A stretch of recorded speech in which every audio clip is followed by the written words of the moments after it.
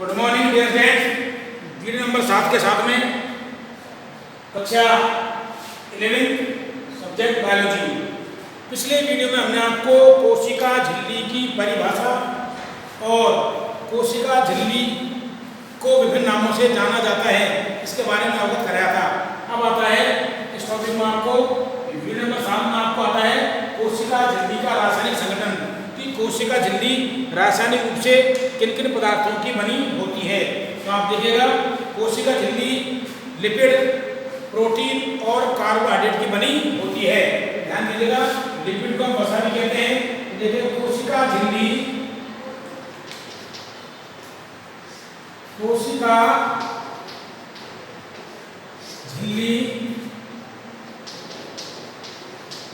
Lipid वसा भी कहते हैं इसको, लिपिड, प्रोटीन और कुछ मात्रा में कार्बोहाइड्रेट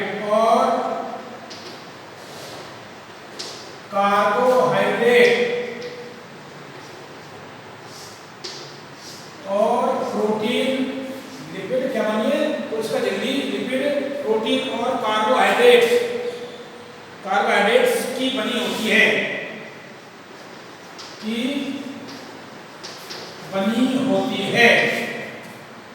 कौन कौन से पदार्थ हैं इसमें? लिपिड, प्रोटीन और कार्बोहाइड्रेट। अब ध्यान देना, इसमें 40% लिपिड होता है, 55 से 59% प्रोटीन होता है और 1 से 2% कार्बोहाइड्रेट की मात्रा होती है। तो आगे देखें, इसमें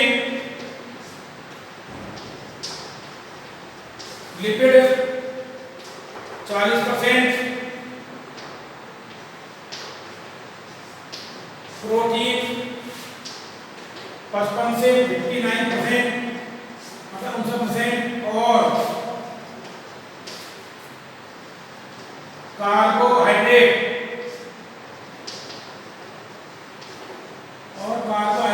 1 से 2% पाया जाता है। 1 से 2% पाया जाता है। कितना पाया जाएगा? 1 से 2% पाया जाता है। अब आता है आपको कि कोशिका झिल्ली की संरचना, कि कोशिका झिल्ली की संरचना कैसे होती है और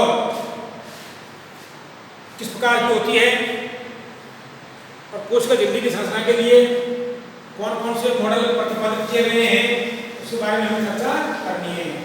तो देखिएगा, कोशिका झिल्ली की संरचना के लिए भिन्न भिन्न समय पर भिन्न वैज्ञानिकों ने अनेक प्रतिरूप प्रस्तुत किए। उनमें से सबसे मोस्ट इंपॉर्टेंट प्रतिरूप था सिंगर-निकोलसन का तरल क्रेमीर मॉडल, जो 1972 में दिया गया था। इसके बारे में हम चर्चा करेंगे, और इससे चर्चा करने से पहले हम आपको कुछ प्रतिरूपों के बारे में बताना चाहते हैं जो बहुत इंपॉर्टेंट है, तब जाकर आपको समझ में आएगा। ध्यान देना, कोशिका झिल्ली की संरचना, कोशिका झिल्ली की संरचना। कोशिका झिल्ली की संरचना, structure of the cell membrane, structure of cell membrane.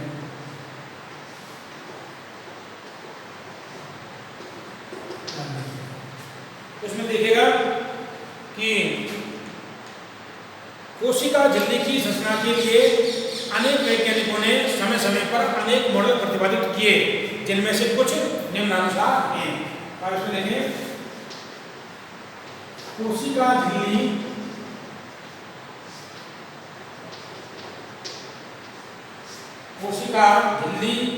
की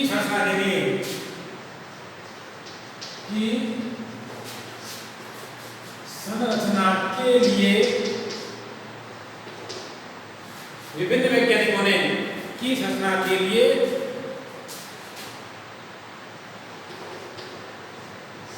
विभिन्न वैज्ञानिकों ने समय समय पर समय समय पर अनेक प्रतिरूप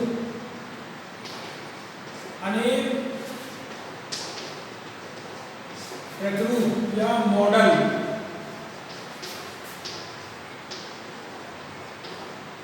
प्रस्तुत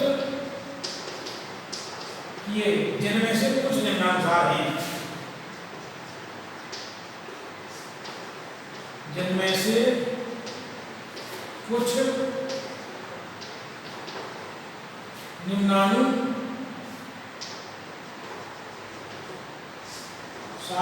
हैं। देखिएगा, अनेक वैज्ञानिकों ने भिन्न भिन्न समय पर अनेक मॉडल प्रस्तुत किए, जिनमें से कुछ निम्नानुसार हैं। जिनमें सबसे पहले आता है त्रिस्तरीय प्रतिरूप, कोशिका झिल्ली की संरचना का त्रिस्तरीय प्रतिरूप। तो इसमें पहला मॉडल आता है आपको त्रिस्तरीय प्रतिरूप।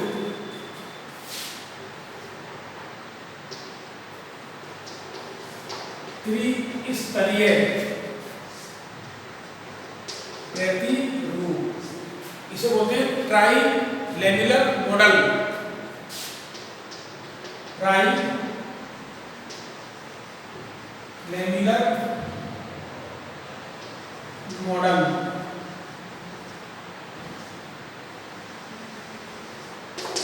त्रिस्तरीय प्रतिरूप, ट्राइलेम्युलर मॉडल। देखिएगा, इसमें आप किसने दिया था, इसे हम सैंडविच मॉडल भी कहते हैं।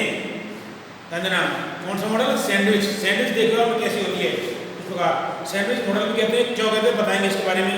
इसे PLLP protein lipid protein model भी कहते हैं। यह मॉडल डेनियल और डेवसन अर्थात डेनियली और डेवसन ने प्रस्तुत किया था। ध्यान देना, सबसे पहले किसने प्रस्तुत किया था ये मॉडल? इसके नाम से देखें, क्या क्या नाम जानते हैं इसके? पहला पॉइंट, इसे सैंडविच मॉडल भी कहते हैं। इसे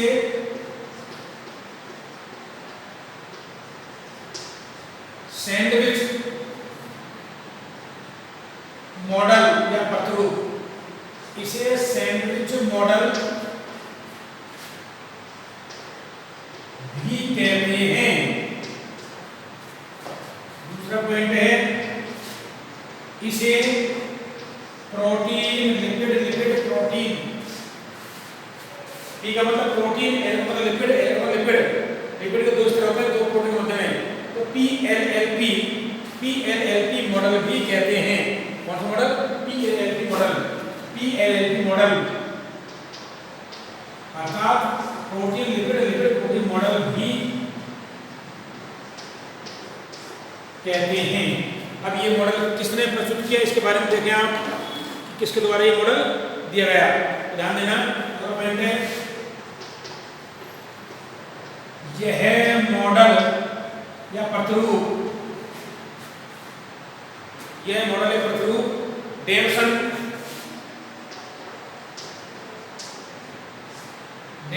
एवं डेनियली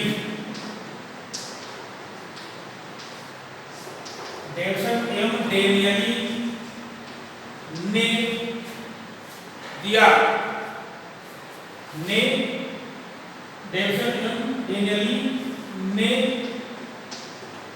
दिया या प्रस्तुत किया गया। किसके द्वारा प्रस्तुत किया गया था?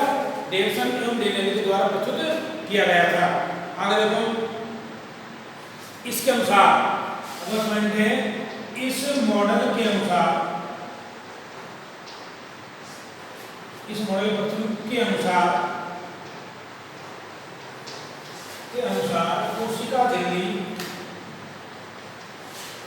कोशिका झिल्ली त्रिस्तरीय जैसे होती है, त्रिस्तरीय ट्राइलेम्युलर त्रिस्तरीय होती है।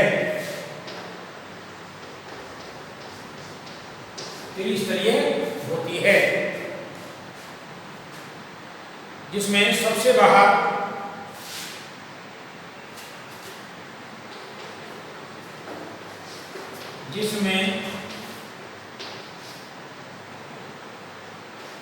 सबसे बाहर एवं सबसे अंदर एवं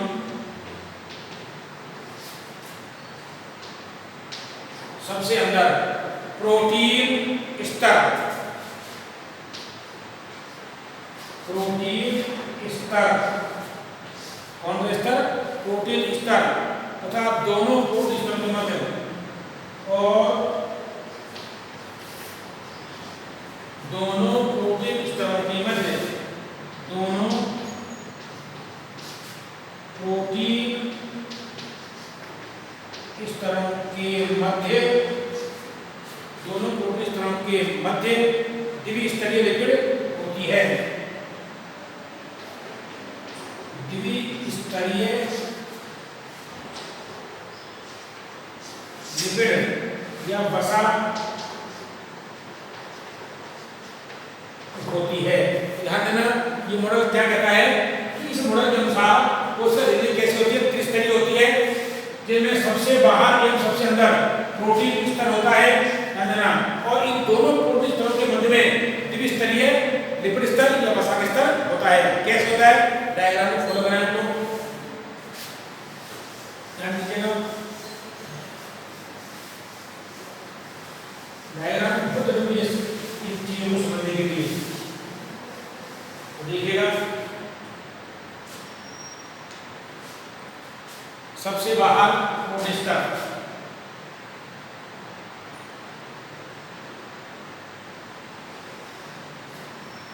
ये डायग्राम कैसे बनाते हैं?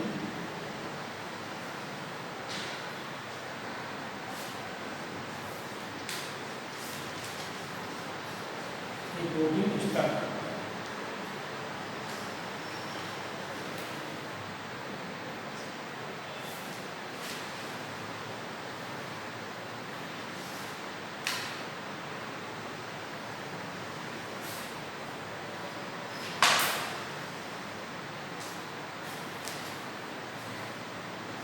हो गया प्रोटीन स्तर। अब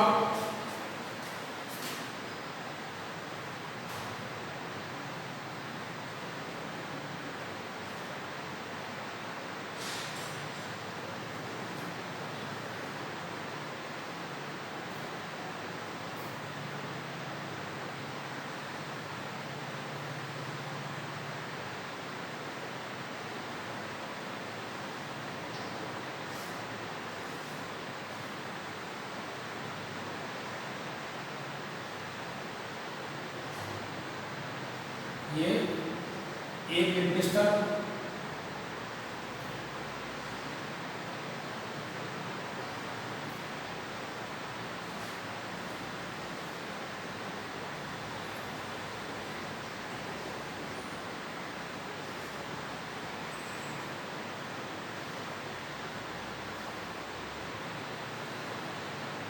ऐसे टाइप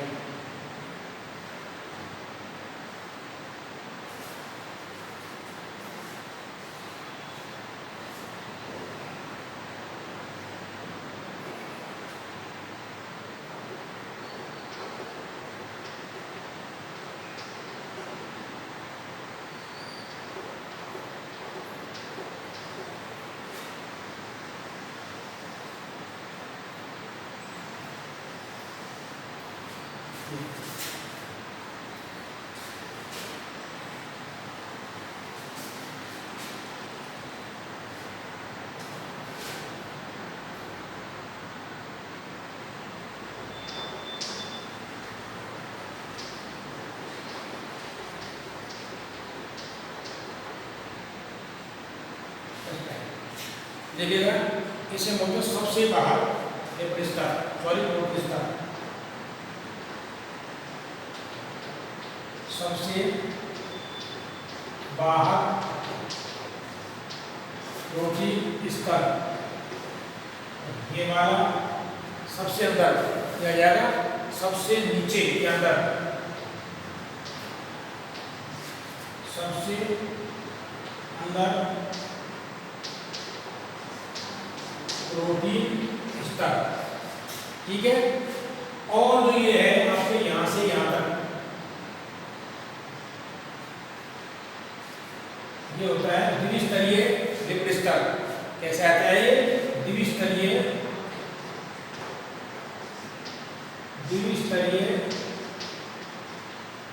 लिपिड या वसा स्तर द्विस्तरीय होता है। ध्यान देना। और ये पूरी क्या होती है, यहाँ से लेकर के यहाँ तक कोशिका चलती है। कोशिका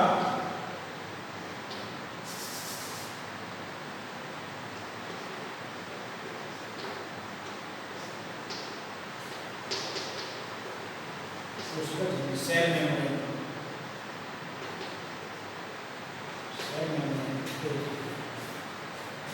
तो इस मॉडल के अनुसार ये होता है कि क्या कहता है ये मॉडल डेविसन और डेनेली का, कि इसमें सबसे बाहर की ओर और सबसे नीचे की ओर या अंदर की ओर प्रोटीन स्तर, और इन दोनों प्रोटीन स्तर के मध्य में द्विस्तरीय वसा होती है। इसलिए क्या बोलते हैं इसको? PLLP, protein lipid lipid. कैसे? ध्यान देना, protein lipid lipid protein, protein lipid lipid protein. क्या बोलेंगे इसको? PLLP, PLLP। कैसे? प्रोटीन स्तर सबसे बाहरी, फिर लिपिड स्तर, फिर लिपिड स्तर, फिर प्रोटीन स्तर। इसको एक डायग्राम के द्वारा और भी समझा सकते हैं। एक डायग्राम और बनाया इसी में, ये बहुत जरूरी है। एक ही हो गया, इसी को दूसरे डायग्राम के रूप में ऐसे कर सकते हैं। ध्यान देना।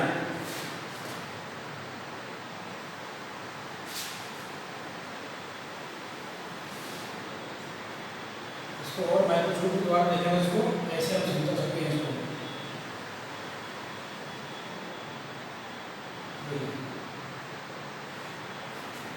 इस डायग्राम को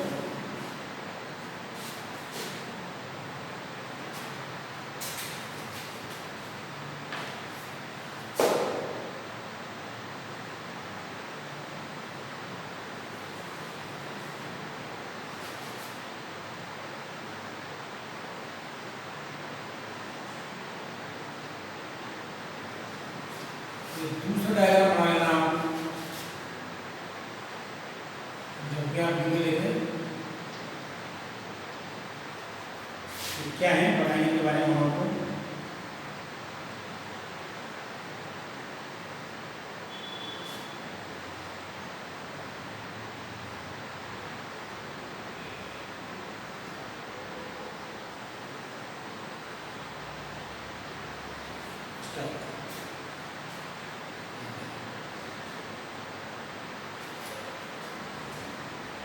इसको और क्लियर हम कर देंगे।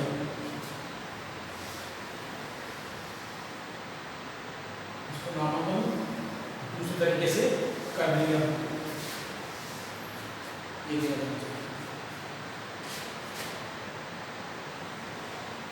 तो डायग्राम बता दिया क्या होती है। पूरी यहाँ से आता है, पूरी सिस्टम होती है।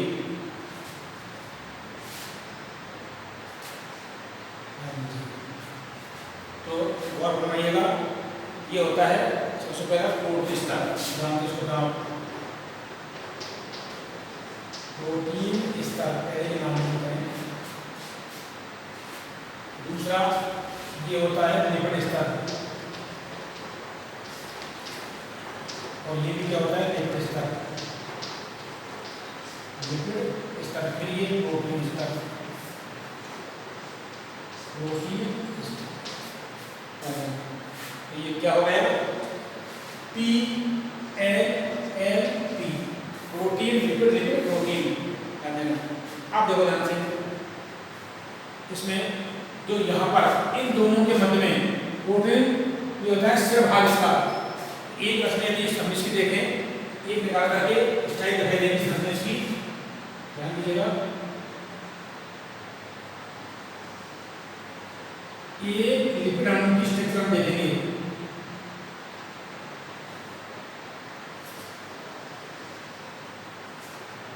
ये लिपिड अणु की स्ट्रक्चर,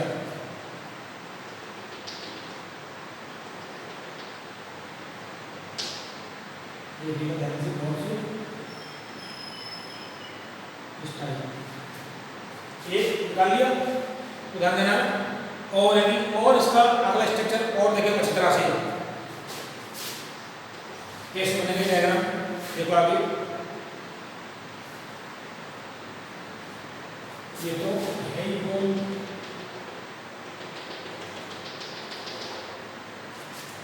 अब देखो ध्यान से इसको,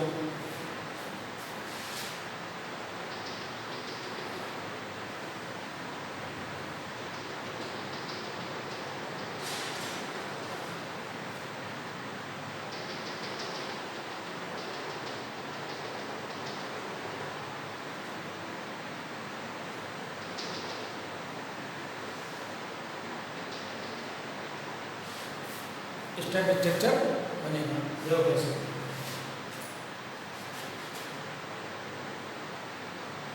इसका सिर्फ भाग होता है,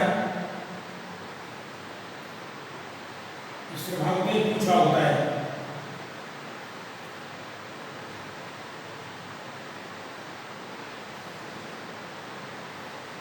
मैं तो प्रूफ देखो ऐसा बताया गया है।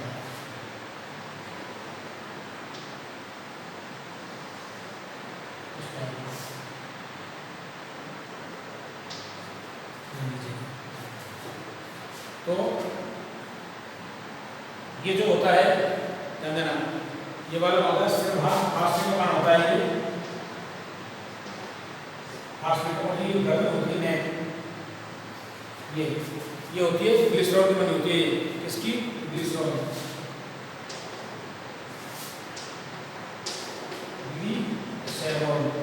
और ये कुछ भाग होता है, ये वाला भाग ये होता है वसीय अम्ल का बना होता है। यहाँ से वसीय अम्ल एक अणु की रचना हमने पढ़ी इसमें। और छोटे स्तर और भी स्तर भाग होता है, ये वाला भाग होता है सिर, इसको बोलते हैं पूंछ।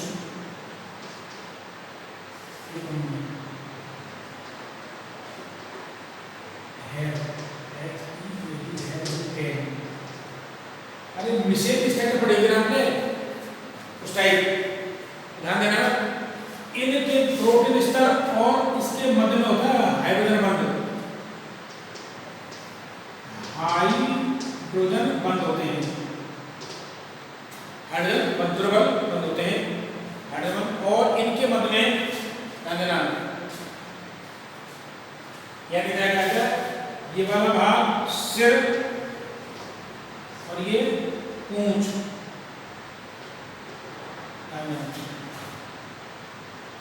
और दोनों पूंछों के जो सिरे होते हैं वहां पर क्या बोलते हैं वांडरवाल बल, या इन दोनों के मध्य में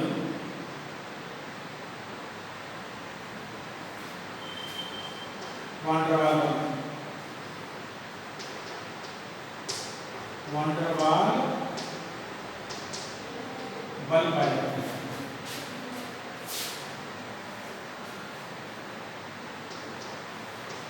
वांडरवाल बल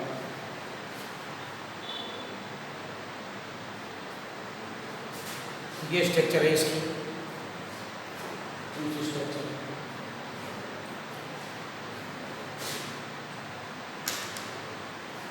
तो देखो ये एक वसाणु है, बहुत सारे वसाणु पाए जाते हैं। प्रोटीन के ऊपरी स्तर की ओर पाए जाते हैं, और प्रोटीन स्तर की ओर जो होता है इनका सिर भाग होता है, और मध्य में क्या होती है पूंछ होती है। इस प्रकार प्रोटीन स्तर की ओर इनका सिर भाग होता है, ये प्रोटीन स्तर है। तो एक जो वसा का अणु होता है सिर भाग और पूंछ भाग बटा वसा होता है, मतलब डिवाइड होता है। नहीं लिपिड अणु एक सिर भाग और एक पूंछ भाग, इसको और बनाने सिर भाग फास्फेट और ग्लिसरॉल बना होता है। यहाँ से अलग चाहिए तो उसके नीचे वसीय अम्ल की पूंछ होती है। ठीक है, आप देखिए ध्यान से, वसा अणु में एक सिर और एक पूंछ होती है। अब इसका वर्णन करते हैं। वसा अणु क्या होती है, एक सिर एक पूंछ होती है, हेड। ये कैसा होता है, ध्रुवीय तथा जलित नहीं होता है। सिर भाग कैसे होता है, ध्रुवीय और जलित नहीं। कैसा होता है ये, ध्रुवीय और जलित नहीं होता है। कौन सा भाग, हेड भाग। वही क्या होता है, पूंछ भाग क्या होता है, ध्यान देना। और प्रोटीन स्तर के संपर्क में रहता है सिर भाग, और कुछ भाग जो होता है ये ध्रुवीय और जल विरोधी होता है। जो होता है ये ध्रुवीय और जल विरोधी। एवं जल विरोधी। कौन सा भाग? पूंछ वाला भाग ध्रुवता पाई जाती है। ध्रुवता फास्फेट अणु में या फिर लिपिड अणु में ध्रुवता पाई जाती है। सिर भाग और पूंछ भाग। सिर भाग ध्रुवीय होता है और जलस्नेही होता है, और कुछ भाग अध्रुवीय और जल विरोधी होता है। अब देखिएगा इसमें जो सिर भाग होता है वो प्रोटीन के संपर्क में रहता है, तो पूंछ वाला भाग क्या होता है? प्रोटीन से दूर होता है। जानना तो इसमें एक बार इसको गौर से देखें। फास्फेट का जो सूत्र होता है, थोड़ा सा सूत्र को करनी है। सिर वाला भाग जो होता है फास्फेट का बना होता है, और ध्यान देना प्रोटीन से संपर्क में रहता है जो हाइड्रोजन बंध या आयनिक बंध के द्वारा प्रोटीन से जुड़ा होता है। ये वाला इसे हम आयनिक बंध कह सकते हैं, हाइड्रोजन बंध। जो सिर भाग है, सिर भाग प्रोटीन स्तर के संपर्क में रहता है, इसके पास में होता है। सिर भाग कैसा होता है? ध्रुवीय होता है और जलस्नेही होता है। यह प्रोटीन और सिर भाग हाइड्रोजन बंध या आयनिक बंध के द्वारा संपर्क में रहता है, जबकि लिपिड का पूंछ वाला भाग कहाँ होता है? प्रोटीन स्तर से दूर होता है। दोनों पूंछ वाले भाग परमाणु बल द्वारा संपर्क में रहते हैं। इसके बारे में देखिए इसको।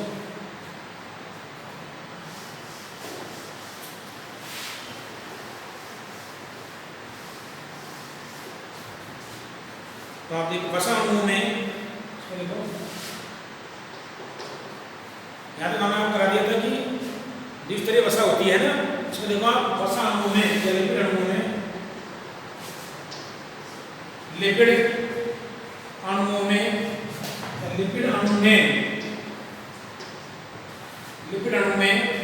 एक सिर में एक पूंछ पाई जाती है। ध्यान देना, एक सिर में एक पूंछ पाई जाती है। आगे देखो, सिर मतलब हेड, HEAD हेड। इसके अंदर देखें सिर, यह ध्रुवीय और जलस्नेही होता है। यह है ध्रुवीय पोलर और यह ध्रुवीय एवं जल स्नेही हाइड्रोफिलिक जल स्नेही होता है। कौन सा भाग? सिर भाग। दूसरा देखिए यह प्रोटीन स्तर के संपर्क में रहता है। सिर भाग यह प्रोटीन स्तर के संपर्क में रहता है। किसी संपर्क में रहता है? प्रोटीन स्तर के संपर्क में रहता है, जो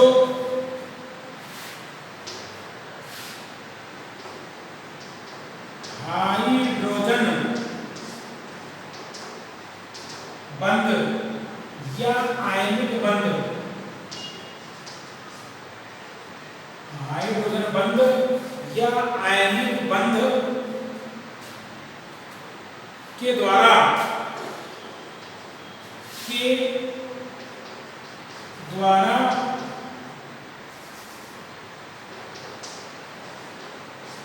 प्रोटीन स्तर, हाइड्रोजन बंध या आयनिक बंध के द्वारा प्रोटीन स्तर से जुड़ा रहता है, या संपर्क में रहता है। कौन सा भाग? सिर भाग। आगे देखो, यह फास्फेट का बना होता है। इसका मतलब फास्फेट का बना होता है। यह फास्फेट का बना होता है। केवल भाग फास्फेट का बना होता है। और देखो दूसरा आप क्या लेते हैं? पूंछ भाग।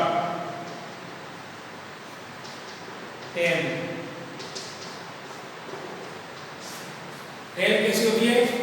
यह अध्रुवीय और जल विरोधी होती है। यह है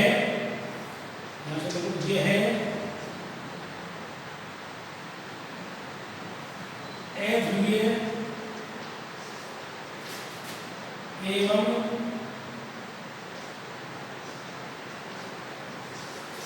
जल विरोधी होती है। ऐसी होती है H2 एवं जल विरोधी होती है।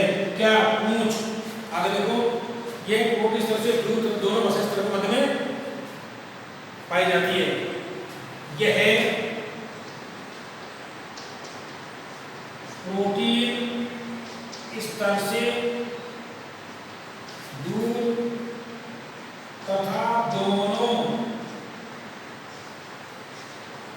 लिपिड स्तरों के मध्य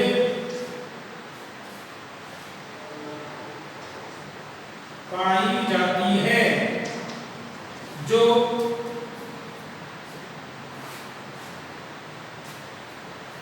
वांडर बल द्वारा आपस में संपर्कित रहती है। जो वांडर वाल बल द्वारा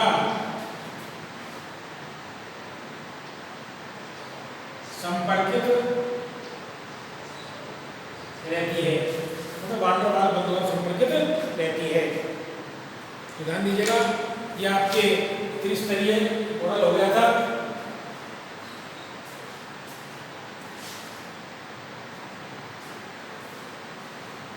बाकी जो दूसरा मॉडल है आपका इकाई कला पृथ्वी और तरल त्रिमिल मॉडल, एकदम कल वीडियो में बताएंगे।